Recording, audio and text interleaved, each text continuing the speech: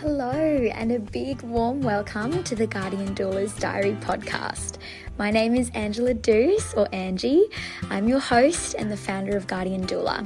I'm a certified birth and postpartum doula and childbirth educator based on Sydney's Northern Beaches and serving women and their families all throughout Sydney. This podcast is an honest collection of the stories and experiences of birthing women and the professionals that support them to empower, equip, and inspire us all. Let's get into it. There we go. We're recording. Why don't you kick us off and you can tell us who you are and what you do and your claim to fame.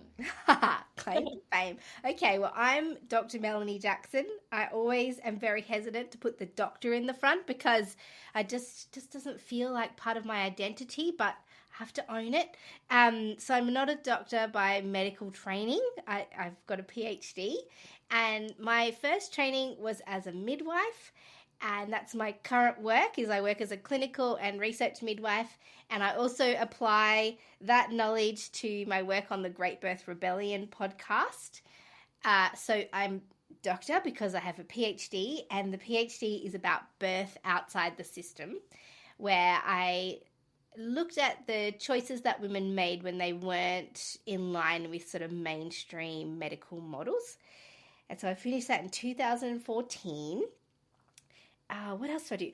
Because I'm a private midwife, and I have been for 16 years, where women hire me to be their midwife at home for their home births. I now, for the last 5 years, have been training other midwives who want to be private midwives and mentoring them on how to enter into private practice. So that's another part of my work.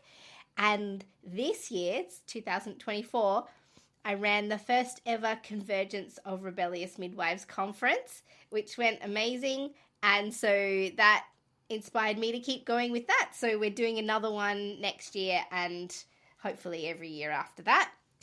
I am also a mother to 2 children. They were both born at home, and we homeschool them as well, my husband and I. So Charlie's 11 and Frida is 7. And we live in the Blue Mountains in New South Wales. And what else do I do? I play netball, and I love to crochet. Some of you might have met Pregnancy on Instagram at Melanie the Midwife. And what else? Yeah, that's me mostly. I love it. That's such a good summary. I can't believe you have time for netball and all of those things. And even homeschooling. Like, I'm just sitting here trying to think, like, where do you find the time? That's unreal. I don't know how you do that. That's so cool. Lots of people ask me, whoa, how do you, when you say the list, it's a lot. Well, I mean, I work for myself, and my husband also works with me. So we both work from home, so we tag team.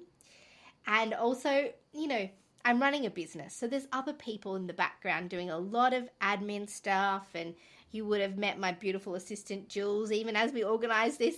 So there's lots of other people in the background, and I'm very free to contribute all the sort of forward-facing things in the business. But yes, I'm very much interested in being an efficient businesswoman, as well as a midwife and all the other work that I do with the podcast. That's amazing. That's so cool. I think it's such an incredible thing to be able to do that balance really well. Yeah, it's massive. I'm so excited to chat through the things that you touched on before about like how you've looked into the results and the outcomes and what things can look like for women when they choose to kind of go, I guess, against the grain, you could say. Literally, like, sounds like the basis of what your whole PhD was looking at, like just questioning things and going, what does the evidence say on this and what does the evidence say on that? And that's why I love your podcast so much.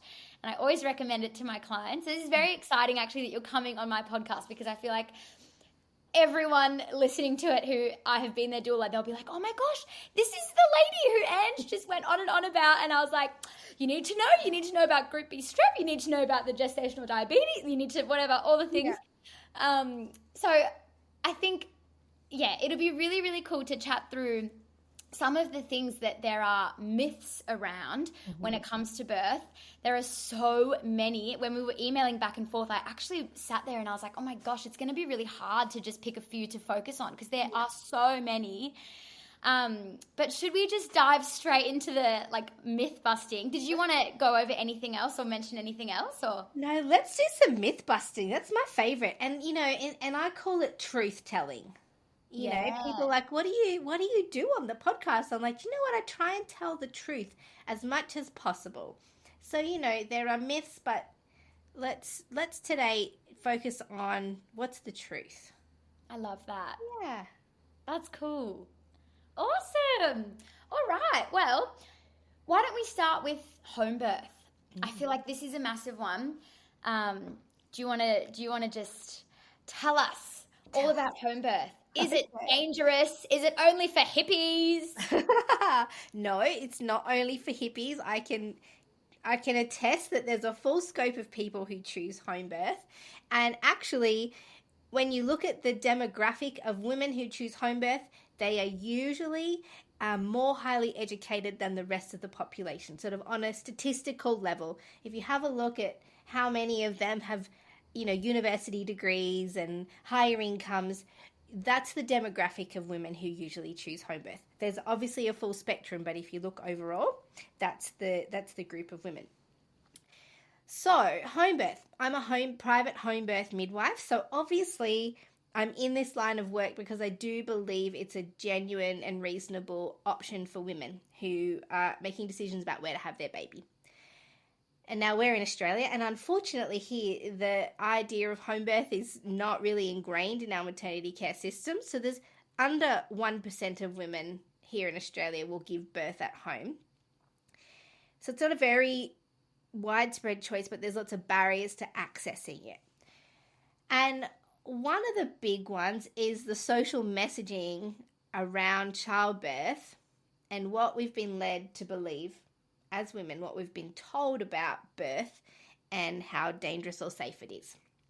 And so society and the medical system would love for everybody to believe that childbirth and pregnancy is a time of profound risk and danger, and that it's a time that women need lots of supervision by an expert, lots of testing and surveillance to make sure that nothing's going wrong.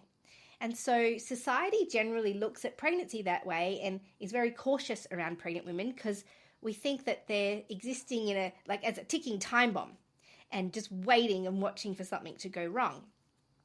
And so when women believe that, their mindset is set to also then be fearful that it's going to happen to them. And so it makes sense when society says, look, we can keep you safe from all the dangers if you hire a doctor or if you come to the hospital or if you, accept medical management of your birth, we can keep you safe from this dangerous situation. So that's the social messaging. And home birth goes against that because it is not in a hospital. I mean, it is with midwives, but we're also sort of have been subliminally messaged to believe that midwives aren't really skilled in the care of women. Or in fact, we're highly skilled, we're highly trained, and our job is to be with women all through their pregnancy, birth, and postpartum. We're considered, I guess, I don't want to say the experts, but we are the profession that is tasked with caring for women during this time, and we care for women as an approach, more like a wellness approach. So this is a well woman who happens to be pregnant, and our job is to nurture them through this period of their lives. So we do keep an eye on women clinically in a sense that we can help identify if there's a complication developing in their pregnancy, and then we can either manage it with our own skill set, or we can recommend another person to be involved in their care who might be more specialized and might have something that we need that I don't have as a midwife. And so home birth comes into it then. It's a bit of an uphill battle because already people are thinking home birth, therefore it must be dangerous because usually everyone goes to the hospital. But when you look at the research, we've done home birth research right to the eyeballs, and everything has come back showing that if you're cared for by a midwife who's suitably trained and works within her scope and is well connected in with other healthcare professionals and other services, and you're not experiencing a high level of complexity in your pregnancy, then actually your outcomes with that midwife at home are equivalent or better. And certainly that's the case for babies. And then when you look at the outcomes for mothers, actually women do much better having been at home in terms of their physical, emotional, social, psychological well-being. And so we've asked the question a lot in research, is home birth safe? And the answer is yes, most of the time, with a well-trained clinician, a midwife, and a woman who has been appropriately and this is a tricky one because midwives are highly skilled to care for women who have risk factors, but if there's certain complexities that are present, it's our job to work out, is this still a reasonable situation for me to be caring for this woman, or do I need to involve other people? Yeah. And does the location need to change? Yeah. So I think the better question to be asking, and what we are asking now, is not, is home birth safe? We need to be asking, is hospital birth dangerous? Yeah. Yeah. And this is the question that's now, we are asking it in a roundabout way. We're asking about childbirth trauma and the impact of unnecessary interventions on women's health and well-being and babies' health and well-being in the long run. So there's lots of sort of roundabout research being done that's starting to point to the very real possibility that we've got it wrong in terms of sending the majority of women to hospital for childbirth. And now we're in the process of reversing a lot of the social messaging that's developed around childbirth to make it more truthful and make it more in line with what the research is finding. Yeah, that's amazing. I love what you touched on before about how, there's this misconception, I think, around midwives and how, skilled they are. I think, it's one of the things that I actually had down to kind of talk about was the difference between obstetricians and midwives, and the reality that, if you are a healthy woman, like you said, a healthy woman who happens to be pregnant, you're not sick because you're pregnant. It's a normal thing to go through. And so often I'll hear this idea that, women will say, oh, I'm really keen to go as natural as possible. I really want to experience birth for what it is, and I want this rite of passage, and I just can't wait.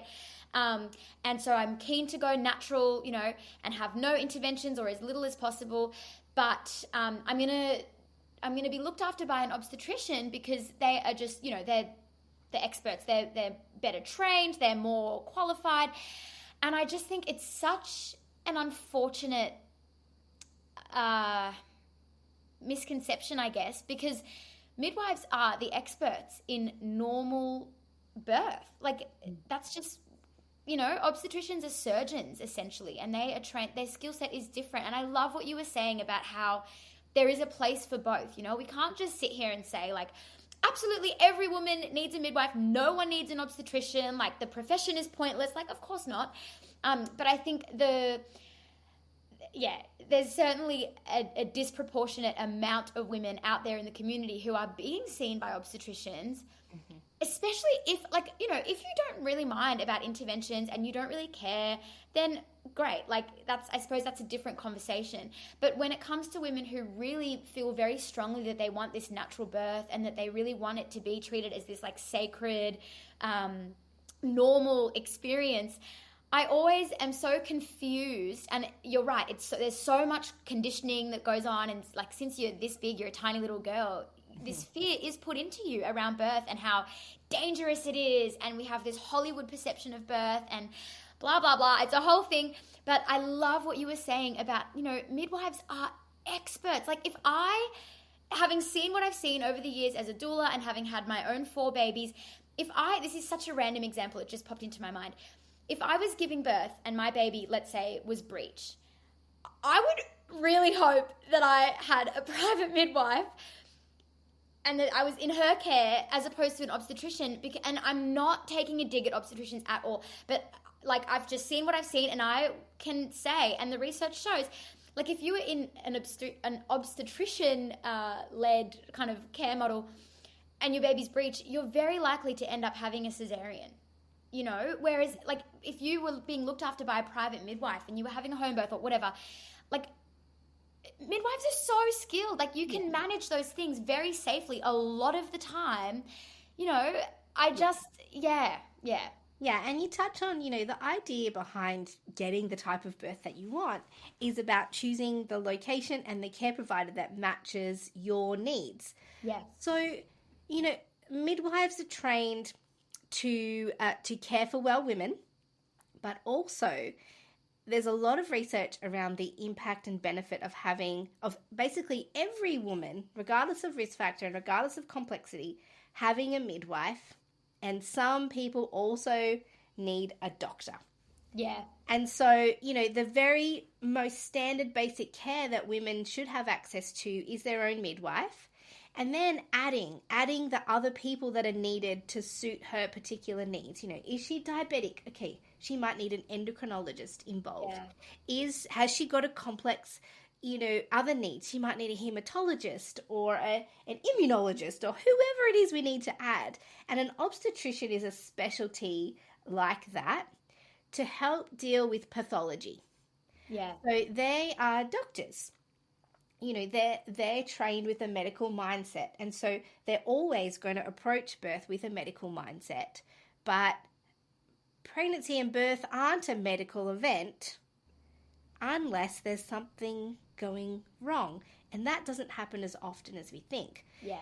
And so for women who, the scenario that you gave, they want to have a normal physiological birth with very few interventions, there's certainly a proportion, you can handpick some obstetricians around the country who you could trust to care for you in a physiological way.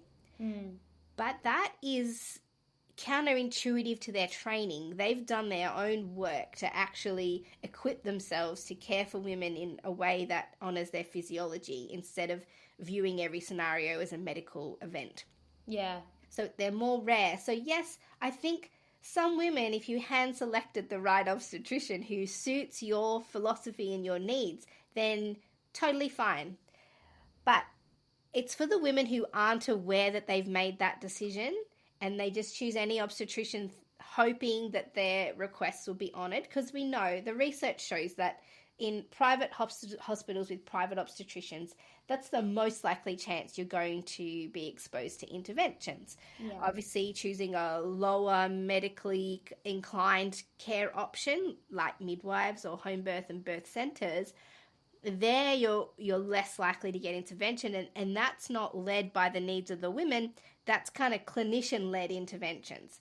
Yeah. And so it's just, if women choose an obstetrician that they believe is going to really suit what they're choosing, then that's great.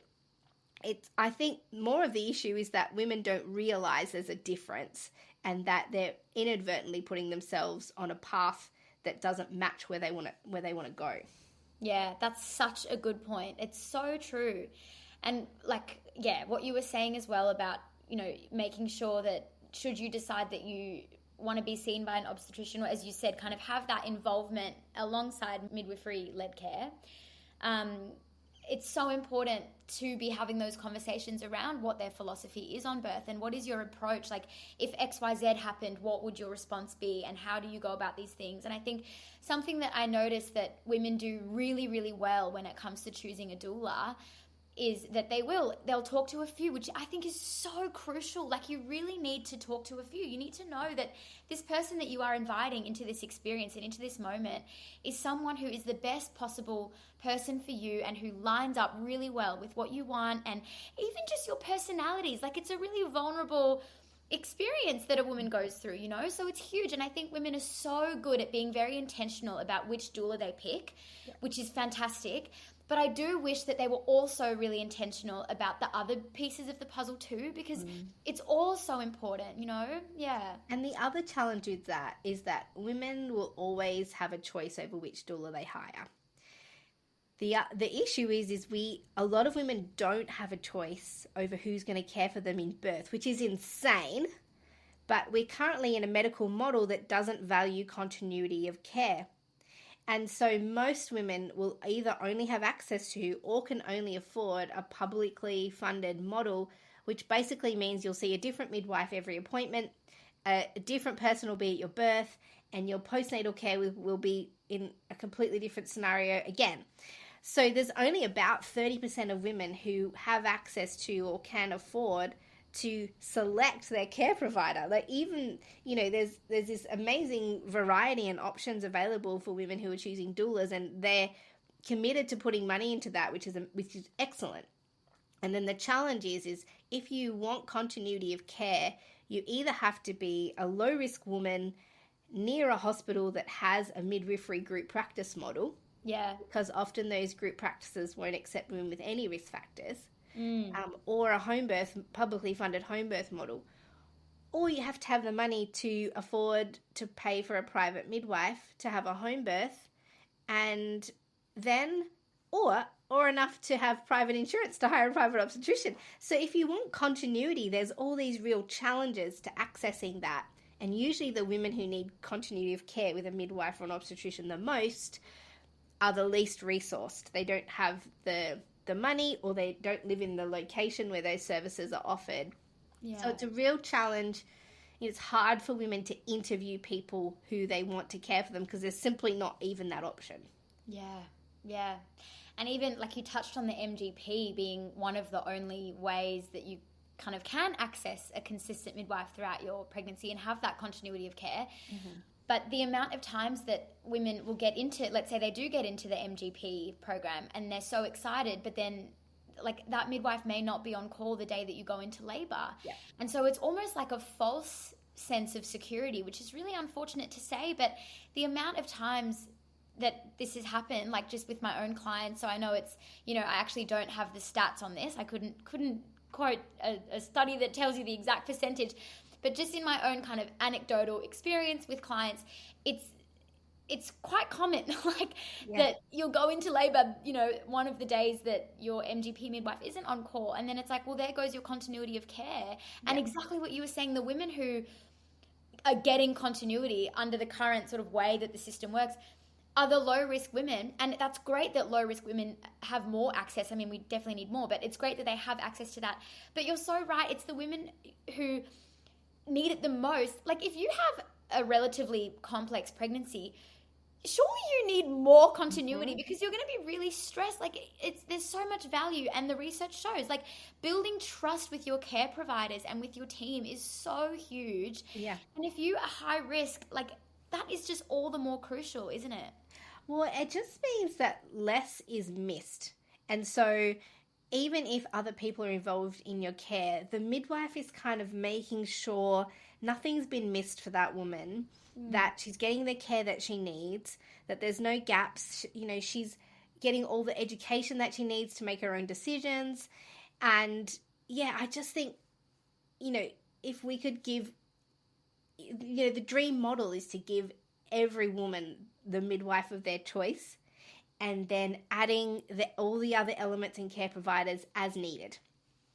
You know, it just seems like it's the partnership that's existed forever. You know, through history, when you look at birth sort of from an anthropological and historical perspective, midwives and women have always partnered together. They've been part of the community and selected by the community and trained over time in apprenticeships. And, you know, this was just always the way. And so we've moved away from that over the last, you know, few hundred years. It's this real breakdown in understanding the role and place of a midwife in birth. And yeah, so it's a sad state, but that's what we're all here for, isn't it? I'm sure that's what your work is about. That's what my work's about, you know, in so many elements. Yeah. Yeah. No, it's so true. So true. Should we chat about going past your due date? Yes. Okay. Wonderful. So due dates, and actually the podcast episode that I did on this, on the Great Birth Rebellion, I think it's been one of the most popular ones. Love it. It's episode 3 of the Great Birth Rebellion. We attacked it early. Yeah.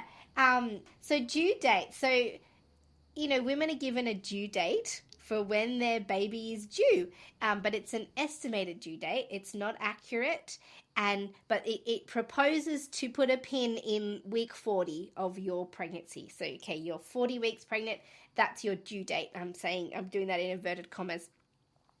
But actually, a healthy and normal gestation for pregnancy is up to 42 weeks. And certainly that's been my experience in private practice, is that a lot of women will give birth after 40 weeks. It's kind of a bit of a surprise and a bit of an anecdote if somebody is before 40 weeks and has their baby. I'm like, oh, wow, that's a bit of a trip. Somebody's 39 weeks. Okay. Yeah. And so there's a few issues with it in that, dating scans, for example, that often are sort of held as the most authoritative way to work out your due date, they can be around 6 days out. And again, if you're going to go by your estimated due date by calculating it from your period, again, it assumes that you ovulate around day 14 because it goes from the start of your last period. But some women ovulate day 13 and some maybe day 18 or 21, and that's when you get pregnant. And so if we use the first day of your last period as the estimated to estimate your due date, again, it could be inaccurate by another week if you ovulate at a different time. And again, if your cycle's longer, it can change. There's lots of variability. But in hospitals, if you are 40 weeks and 10 days, that's the most general way that they calculate it. They'll recommend that you get induced, that your labor be induced. Yeah. And the reason they do that is from 37 weeks, there is a gradual statistical increase in the chances of a baby being stillborn. And some genius has calculated the period at which, if you bring every baby out at 37 weeks, then you introduce new risks, like the risk of prematurity, and there's actually poorer outcomes for the babies. Yeah. So they've kind of worked out where there's this cross-section. If the babies are born at 39 weeks, then you reduce the risk of stillbirth because you take away the last 3 weeks of pregnancy, and you counteract the impact of prematurity in the baby if they're born at 39 weeks. So logically, they're saying, there are some research papers that suggest that the optimal time to get a baby out is 39 weeks. And some clinicians will induce women in order to meet that sort of time frame. I'm so glad you've brought this up. This is so good. Yeah. Right. And so, it's a very problematic thinking because it doesn't value the woman and baby's individual situation. Some babies are ready at 39 weeks. Some babies need 3 more weeks of gestating before their brain and body and lungs and reflexes are ready to be born. And we don't know which ones of those babies your baby is. But let's have a look at, they all propose that the reason they do this is to reduce stillbirth. Yeah. And I'm clutching at the stats. The due dates episode gives very accurate stats, and also there's a resource folder that people can use to actually get the studies that I'm talking about. Great. But the stillbirth rate at 41 weeks is about 6 or 7 babies in 10,000. If you add another week of pregnancy up to 42 weeks, it's about 11 or 12 babies per 10,000. So women are told that each week you're pregnant, your risk of stillbirth doubles. And that's not untrue. It goes up from 6 or 7 to 11 or 12 within that week. In 10,000 babies of 10,000 pregnancies.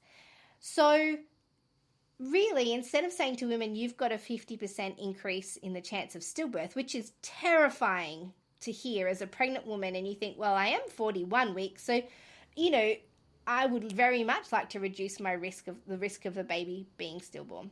I can understand why women make that decision. But to know the actual numbers might be more helpful for women as they make their decisions. If you really don't want an induction, and you are, and every woman is deeply invested in the safety of their baby, then with those numbers, they can actually make a decision for themselves as to which risks they'd like to take and which they don't. Because being pregnant has this additional risk of additional chance of stillbirth, the small increased chance. But induction also carries a risk. And so now women have to decide, do I want to accept the risk of an induction? Or do I want to accept the risk of being pregnant for potentially a whole other week? And so that's not a decision for us to make as clinicians. That's a decision for the woman to make. Yeah.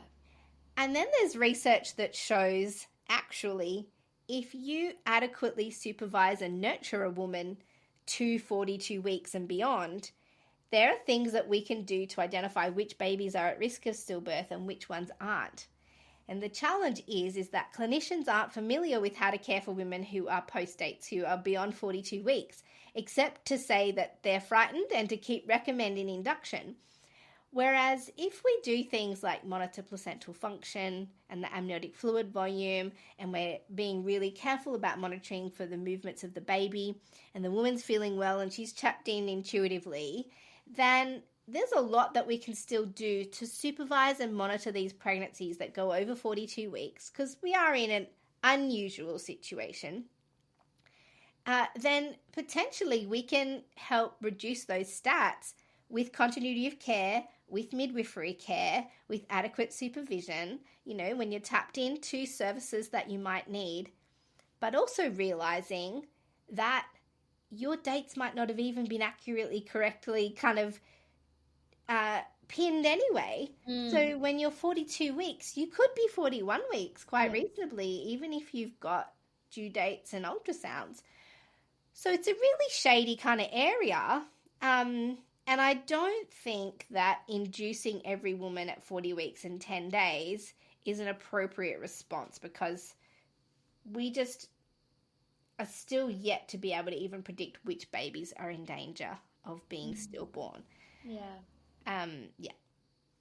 Yeah, it's what you were saying about the risk of stillbirth being described to the women as, your chances double every week. Like, it's so common, and I think it's very rare. Well, of course, it's common because it's true. What you were saying, it's true. Like, your risk does go up, but I think what is unfortunately so rare is care providers giving women the actual numbers. Because if you hear that it's, from, let's say, I was trying to rack my brain for the actual number as well as you were talking, because I literally went over this with a client last week and sent her all these studies on it. But yeah, like, if you hear as a pregnant woman exactly what you were saying, like, every woman is so invested, I think it would be very, very, very, very unlikely that you don't care that your baby's at risk of being stillborn. Like, of course women care about this. And if you tell the woman, the chance that you're going to have a stillbirth doubles every week, of course that's going to cause serious panic. You're going to say, like, oh my gosh, induce me right now then. Like, induce me yesterday. Yeah. Of course you're going to have that reaction. But if you are given the numbers, for a lot of women, that would be very reassuring. And I love what you were saying about choosing your risk, because there's a risk to induction, just like there's a risk to being pregnant, just like there's a risk to taking a walk around the block. Like, you might get hit by a car. It's unlikely, but you might. Like, there's risk to everything, and it's choosing your risk and choosing what you're comfortable with. And, for some people, maybe, let's say 7 in every 10,000 babies, maybe that's really high and they go, I just cannot take that risk, and I'd rather do the induction. And then other families might hear that number and go, oh my gosh, like, what are we panicking about then? 7 in 10,000? Like, let's just, as you said, keep an eye on the fluid, keep an eye on the placenta function, keep an eye on baby's movements. Like, yeah, it's so nuanced, isn't it? Yeah, and I think we have gotten to the point in maternity care where the care providers are being allowed to decide what they believe is high risk and what's low risk, and what risks they're willing to take and what risks they're not willing to take. But we've forgotten that actually that choice lies with the woman, and our job is to actually firstly have the information ourselves so that we can satisfy our own fears. Yeah. and then pass all of that information onto the woman.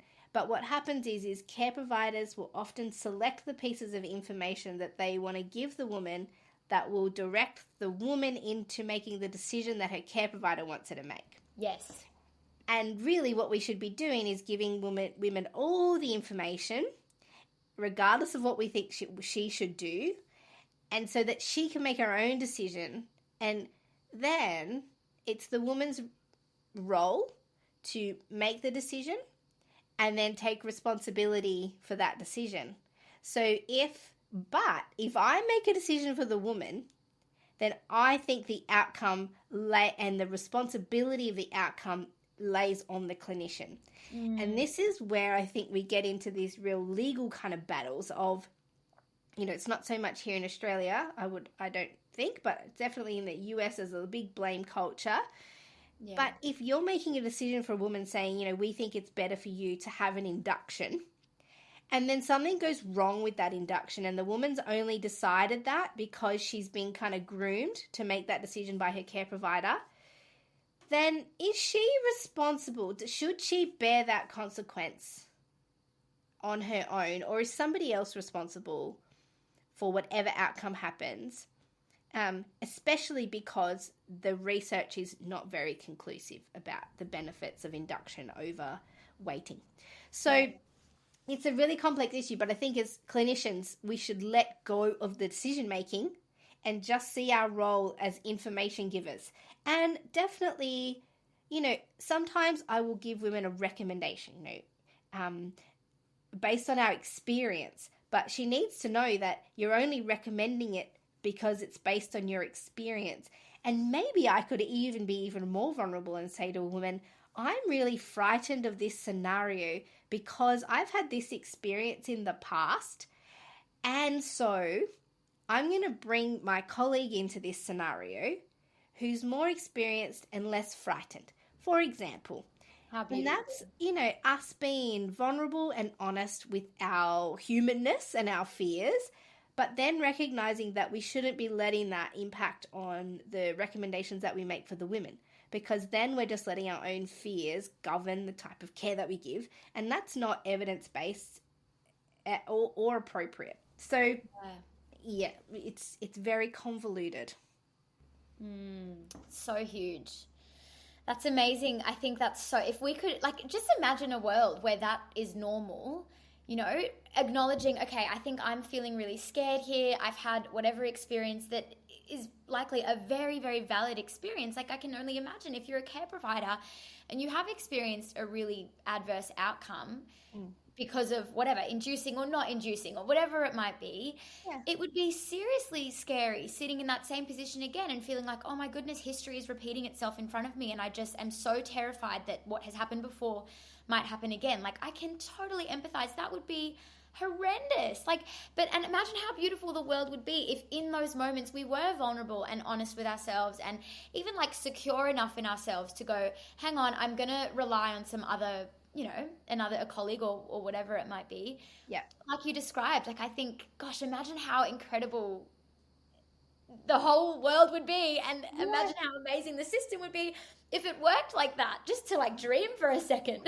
I know. Well, and it's challenging too because, hospitals are short-staffed and clinicians don't always have someone they can defer to. And then there's the workplace hostility. If you turned around and said, hey, mate, this person wants this. I'm really frightened because I've done this one time before and this happened and I'm not confident.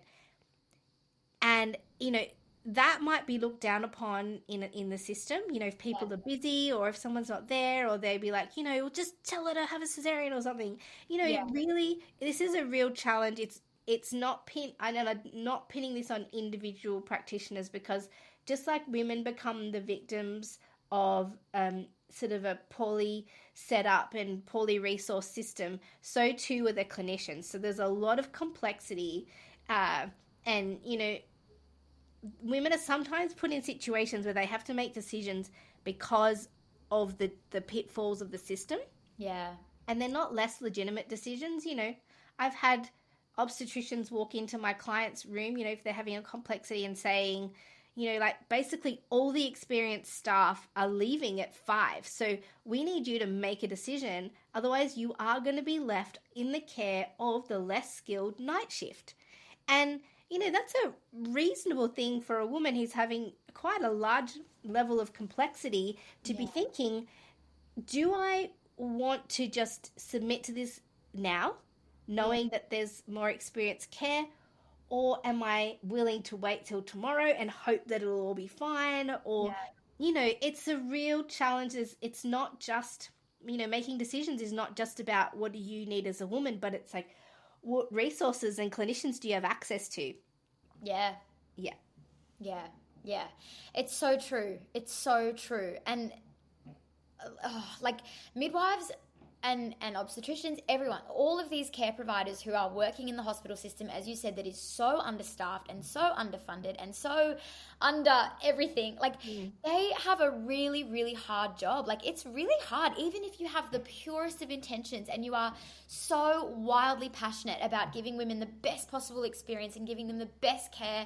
Like you can set out on that mission, but you're on a really, really difficult playing field. So even just to call out for those midwives who are working in a really tough system, and they're doing their best. And like I have friends who are midwives who sometimes say to me, oh my goodness, I feel like I just failed my women today because I was so rushed because there just weren't enough of us on shift. Like I just couldn't provide what those women needed today. And I feel like I failed them. And like that's a really heavy burden to be carrying around. And that's really, really hard. Yeah. I've got so much compassion for those people that work in a system that is so hard to navigate and so yeah. Well, there's terminology for it. There's new research coming out now. It's called we are acknowledging and realizing that midwives are working a lot of the time under a state of what we call moral distress. Yes. And that's that feeling that you described of like they know the type of care and the type of midwife they want to be, but because of the limitations of the system and the requirements of their workplace, they can't work that way. They have to compromise on the type of care that they're giving. And then that distresses them because they know they haven't done the best job that they possibly can. And then that layers day after day after day, and then midwives burn out.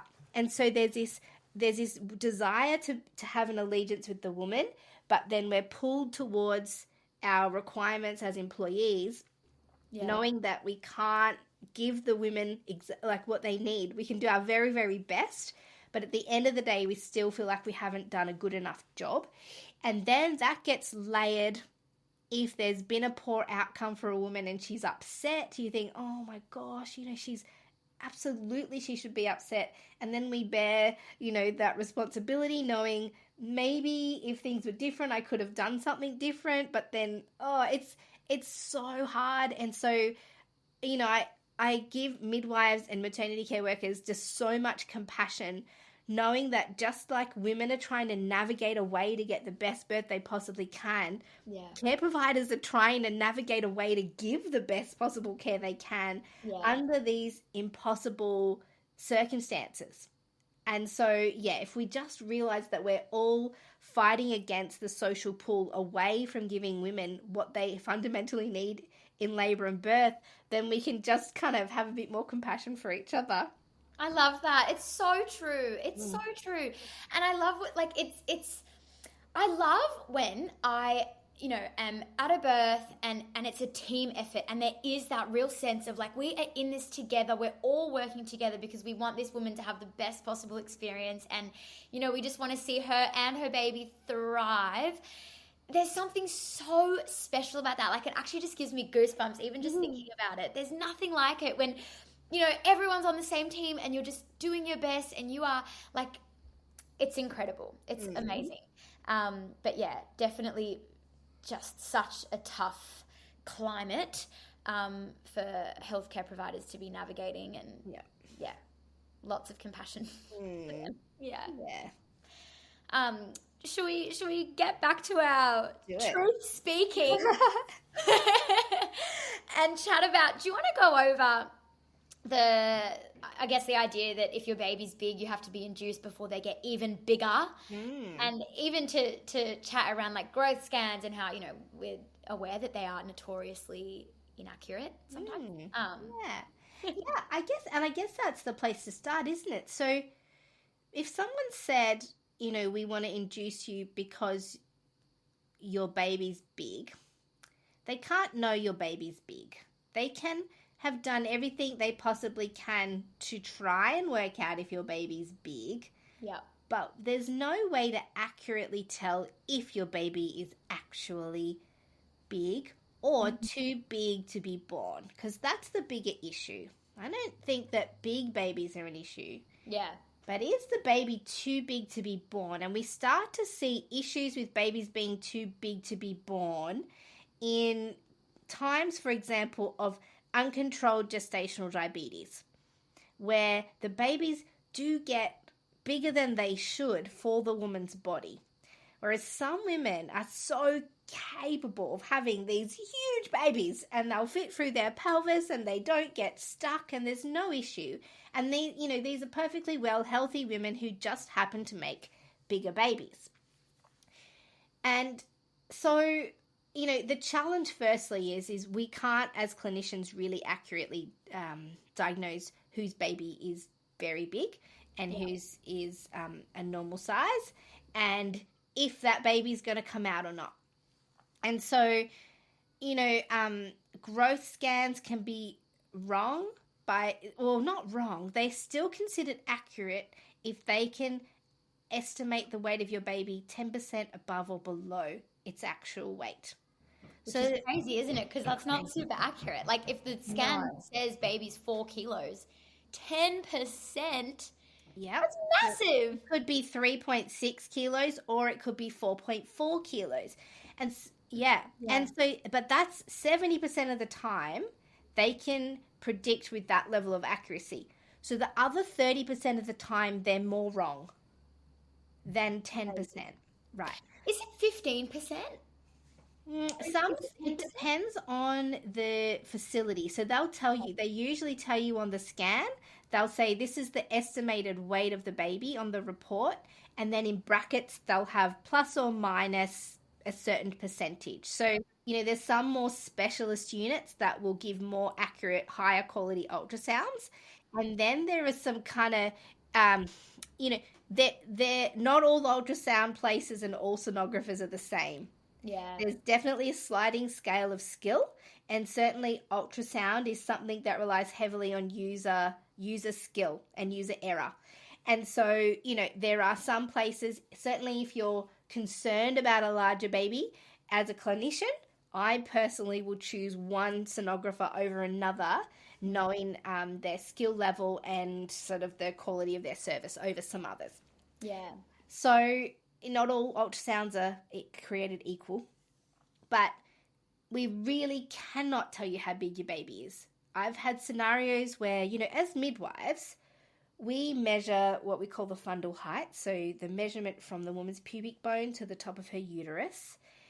It's considered only 50% accurate if you don't have continuity of midwifery care. So if somebody different is doing it every time, it's about 50% accurate.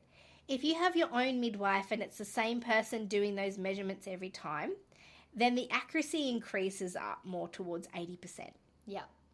But even then, that's not about telling the size of your baby, of like, your baby's now 3 kilos and now it's 3.5 kilos. And that's about monitoring the pace of your baby's growth.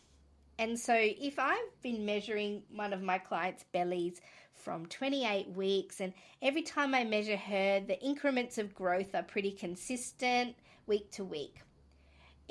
And this has happened to me, if I measure a client at 32 weeks and then she comes back at 34 weeks and there's been a 6 or 8 centimeter growth in the fundus, I think, whoa, that is terribly unusual. Something is going on. What could it be? Yeah. And it could be that the baby's suddenly grown exponentially. It could be that there's suddenly a stack more amniotic fluid. There's babies who, for example, can suddenly have growths within their body, pathological growths. There's all kinds of things that we can tell from measuring the woman's belly size, but it's less about the size of the baby and more about tracking, an inconsistency in growth. And what are we going to do with this information? And so, some people will say we should induce women whose babies are over, the 95th centile or something. This is how they will report this in an ultrasound, is saying, your baby is bigger than 95% of other babies. And so it's on the really top of the scale.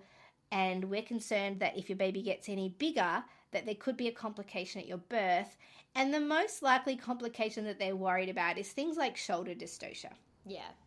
What we should be less worried about is, when people say, oh, the baby's too big to come out. Well, you'll discover that in labor, actually. You'll be laboring and you'll probably get to fully dilated and your baby just won't come down in your pelvis, and it will become obvious over time, either because the baby's distressed or, labor just doesn't progress and, maybe the pushing efforts from the mum have been ineffective and the baby's just not coming down. Okay, now we can diagnose maybe your baby's too big to come through your pelvis. Maybe that's the reason. It could be a whole lot of other things. But then we have the wonderful invention of cesarean sections, right? I've had women suggested to have a cesarean section because their doctor or clinician just believes that their baby's not going to come out because it's too big. And so they do like this prophylactic, preventative cesarean section. And then forever the woman believes that babies don't fit through her pelvis. Whereas if she'd gone into labor and attempted labor, the most likely thing that would have happened is that her baby would have come out her vagina. And maybe she would have needed a cesarean section, in which case everybody involved in that scenario, including the woman, feels a little bit more confident that, maybe I needed that. Whereas if you give a woman a cesarean section for a bigger baby, there could be a point down the track where she's like, did I really need that? And then women want answers to that question. Yeah. And then they'll try for a VBAC, right? Yeah. Yeah. So, there's this, the bigger problem with, bigger babies is that we actually can't really work out which babies are too big, because we don't know what the capacity of the woman's pelvis is. Yeah. But also we don't have a proper technique for accurately measuring babies. Yeah. This is so cool that you brought up about the idea that, sometimes clinicians will base this advice around I just don't think this baby's going to fit through your pelvis. Let's just do a cesarean just in case. And then, as you said, it creates this doubt and this lack of confidence in the woman because she goes, oh my gosh, maybe my body's not capable or whatever. Do you want to just really quickly touch on, so I always am so fascinated because I think this thing is so hugely common in the community. Whenever I'm out in the world going about my life, the amount of women that tell me, oh, my doctor said I had to have a cesarean because there's no way that baby would have fit through my pelvis. Let's just talk about this for a second because so cephalopelvic disproportion. Am I saying that right? Yeah. CPD. Yeah, CPD. Not to be confused with SPD, which is very common. I feel like there's SPD, very, very common. But CPD, the true mismatch in size between the baby and the woman's pelvis, it's 1 in 250, isn't it? And even then, it's quite hard to diagnose. Yeah, very hard to diagnose. I've been a midwife for 16 years, and probably there's been 2 scenarios where I've said to my colleagues, if I had to give it a name as to what happened with this client, I think this was true cephalopelvic disproportion. Do you say it like cephalopelvic? Oh, cephalo. That's so funny. It doesn't matter. It's, some people say cephalo, some people say cephalo. Cephalo is cephalic, like the head. I'm so glad that we discovered this. Yeah, so, if your baby's coming head down, we say it's cephalic. It's coming head first. Yeah, I feel like it's definitely how you say it. Love it. Yeah. To know. Yeah, so cephalopelvic disproportion. Now, I think we can't measure a woman's pelvis, and the internal part of the pelvis where the baby comes down. We also can't accurately measure the size of the baby's head. And we can't predict what the woman's pelvis is going to do during labor, because during pregnancy we have this hormone relaxin that actually makes our pelvis a lot more mobile. And also, when we change positions in labor, we can also change the shape and diameter of the internal part of the pelvis to help accommodate the baby. And as the baby comes down, if we're in upright, sort of more physiological positioning, the woman's tailbone will move position. Depending on how she moves her legs, she can expand or restrict the internal capacity and the internal space where the baby's going to come out. So there's no way to accurately measure those things. So how on earth can we say to a woman, your baby will not come out that space, unless, for example, there's this very rare circumstances where the babies have like a neck growth or something. There's extra parts of the baby that, will not fit through, okay? Like, I think, okay, we could make some very clinical, educated decisions about that. But I think cephalopelvic disproportion can only be diagnosed in retrospect, so after all the events have unfolded, and you kind of go through a systematic elimination of all the other options. Like, no, it wasn't that. No, it wasn't that. It wasn't that. Possibly what it was is cephalopelvic disproportion, but we can't really fully know, I don't think.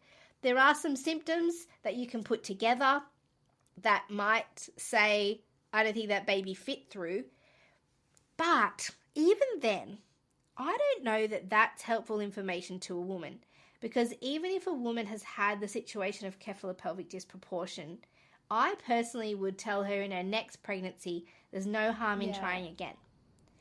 Because what's going to happen in that true scenario is that your baby just won't come down and out. The head's not going to be born. It's not like you're going to be in the scenario where the head's born and the rest of the baby can't come. That's different. That's shoulder dystocia. That's not the same scenario as cephalopelvic disproportion. The scenario will be that labor goes on and on and on, that your body works hard and harder and harder to try and push the baby down, and it won't go through your pelvis or through part of your pelvis. And then the baby gets distressed. And then we say, well, the baby's not coping with this situation anymore. We think maybe a cesarean's necessary. Okay, so this is the usual trajectory. The other thing that can cause that is maybe the baby's head has come down into the pelvis in what we call an asynclitic way, so it's tilting to one side. That's different again. That's not cephalopelvic disproportion. That's kind of an interruption in the baby's progress through the pelvis based on its own positioning, not because of a mismatch in the shape. There's this analogy that I always use with my clients. I feel like it's so helpful to wrap your head around this stuff. But if you picture like a shape sorter, like, the little shape sorting things that babies play with, and you might have a circle that's perfectly, the right size for the circle shape to fit through.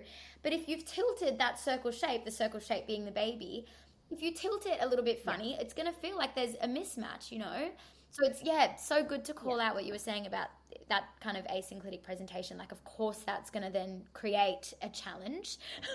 Yeah, and it's about working out, is this baby asynclitic or is it genuinely not fitting? And usually, a skilled clinician could tell the difference. From what I've seen with the labours where I suspected cephalopelvic disproportion, is that the presentation, I don't want to give away too sort of many like symptom pictures because it's not necessarily going to happen for everybody, but definitely my inclination with asynclitic babies is you can tell the difference based on the pattern of the labor and of the the state of the baby. Usually the baby's still well if it's asynclitic and the contraction pattern's a bit different and the woman's got some, different sensations. Whereas with cephalopelvic disproportion, the end point that I've experienced is usually distress in the baby and meconium stained liquor, and the woman is just getting really lots of strong contractions that aren't progressing things in any way. So, I think it's different, but I do think it can only be diagnosed in retrospect. Yeah, which is huge because, then you wonder and you go, oh, was what was it? Was it a true, like, is my pelvis just completely, is it me? Like, there's this whole Yeah. almost like turmoil that would happen afterwards because you just can't help but wonder, like, what was that? What's going to happen next time? Like, it's huge. Yeah. Yeah. And there's lots that women can do. If this is the story they've been given, that your baby couldn't come out for whatever reason, then I think there's no harm in trying again, because if you're in a facility that can assist you in an emergency, then you're Yeah. in the right place. But there's lots of things you can do to prepare. So I always recommend to any woman, but even more so for women who've got this story, is how about we engage with some care providers like body workers, osteopaths, or chiropractors, for example. Sometimes physiotherapy, or somebody who can do sort of internal pelvic floor release, pelvic bowl release.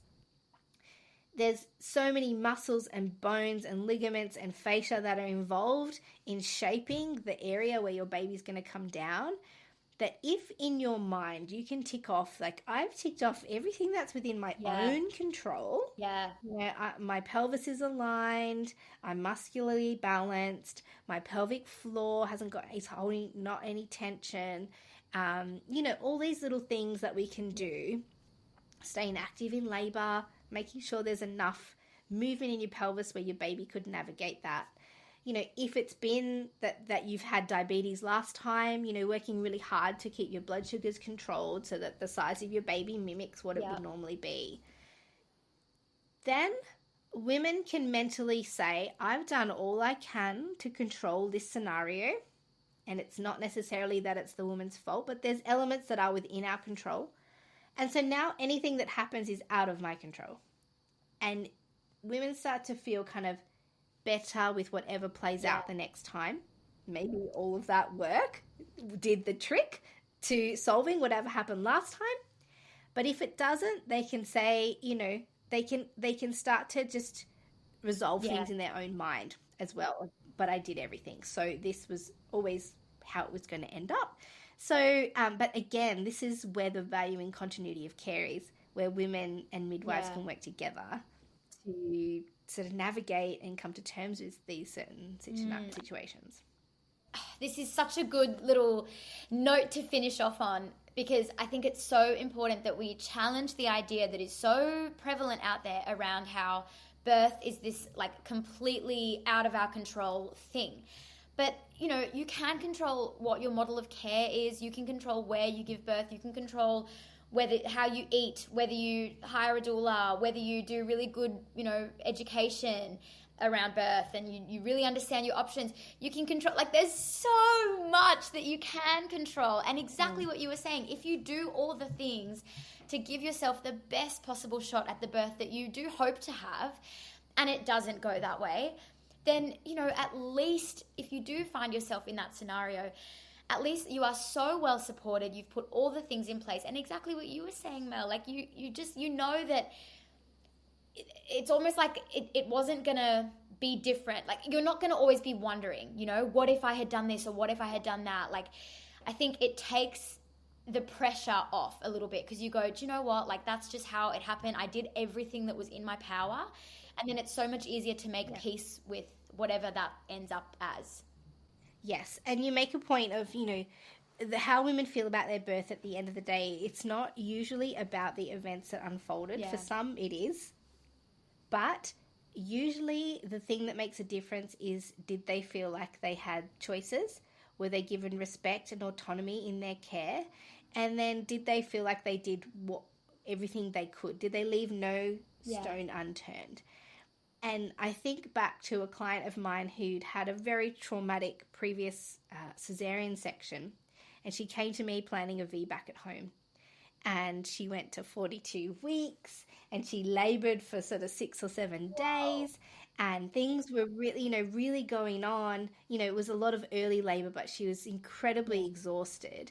And, her and her baby were well, but, she said to me on the last day, Mel, I'm ready for another cesarean section. And I said, absolutely, I will make this happen for you. And we went to hospital and, I said to the doctors, look, this is the scenario. And so she had her cesarean. And when, postnatally, I care for my clients till they're 6 weeks postpartum. And so we had a lot of time together after that. And even day 1 or 2 afterwards, she said, I'm so happy with how everything went. Even though she had a cesarean both times, she said, this time I got to take it all the way to the end. I went all the way to 42 weeks. I labored that whole time. The whole time I was given all of the options, and I had control over every single decision. And so she was fine with having had a cesarean section, actually still as blissful and elated as a woman who'd gotten every item on her request list. And so it just reminds me so much of the importance of nurturing a woman with what she needs. And at the end of the day, if she doesn't get what she'd hoped for, she's still emotionally and socially and mentally intact, knowing that she explored every option. And yeah, so it's often not the outcome that causes women to be disappointed. It's when their decision making is taken from them and where they didn't have enough information and they have questions that are left if they feel like they didn't explore every option. Yeah, it's really true. I found the exact same thing. And even in my own births, I feel like that's been the case. Yeah. Massive. Thanks, Mel. That was so wonderful. It was so good to have you on. Thank you so much for your time and your wisdom and your experience and all the things. It was just so wonderful. Oh, thanks for having me. I loved it. Great questions. They were good. They were really juicy. I think we're just open enough to give me free rein because, mate, can I talk? Yes. Oh my gosh. Yeah. If we didn't have a time limit to stick to, I would probably just talk all night about birth. So would I. So it's important that we have some boundaries on that. But yeah, thanks for having me. It's been great. Thanks for joining us for this episode. I hope you enjoyed it. If you did, please leave a rating or a comment, and I can't wait to see you back here for the next one.